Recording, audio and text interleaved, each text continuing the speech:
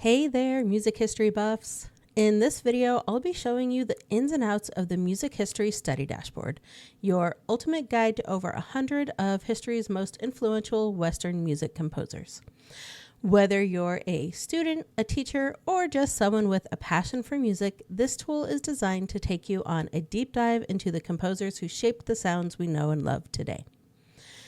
Here's what you'll find. Composer profiles that are packed with all of the essential details, including birth and death dates, country of origin, and even their most famous works. The ability to explore by era so you can see the music composers who have influenced music over time. And you can get up close and personal with portraits and concise biographies that highlight each composer's life, struggles, and greatest triumphs.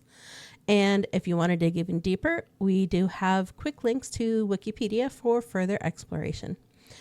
Are you ready to unlock the stories behind the music? Let's dive in. Okay, so here we have the Music History Study Dashboard. And at the top, there's a quick add button. So if you want to add additional composers to your database, for a quick view, we have tabs to view composers by era, from early music, Renaissance, Baroque, classical, romantic, 20th century, and even a space for contemporary music, which I don't have included in this because this is only going to be composers from the year 2000 forward. And I wanted to give you the opportunity to add your own favorites.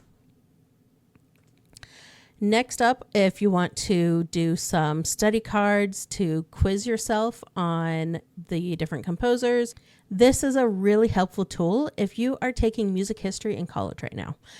You'll be able to go through and quiz yourself on the composers that you're most likely to see on your music history exams. The way that you're going to use these study cards is they are organized by era in this first view, or you can also view them from A through Z.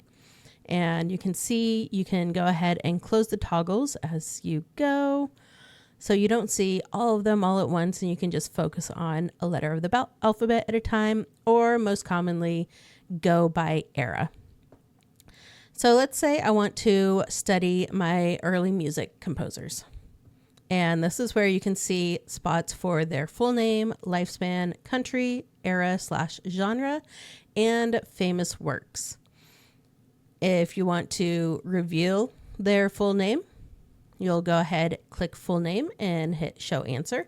And she's going to pop up over here on the right-hand side. Then you can see lifespan, again, will show over on the right-hand side, country, genre, and famous works. For most of these composers, the genre is limited to the era that they composed in, but there are some composers like later on in music history that composed across multiple genres or multiple eras. So this is helpful to quiz yourself on what those additional genres might be.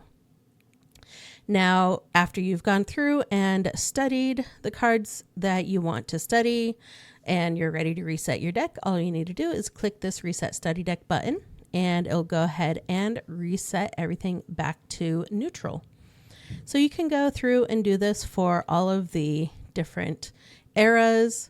The only thing to take note is if you're going through and studying card by card all the way through, the two columns don't line up perfectly if you have more than like 15 to 20 cards selected at a time.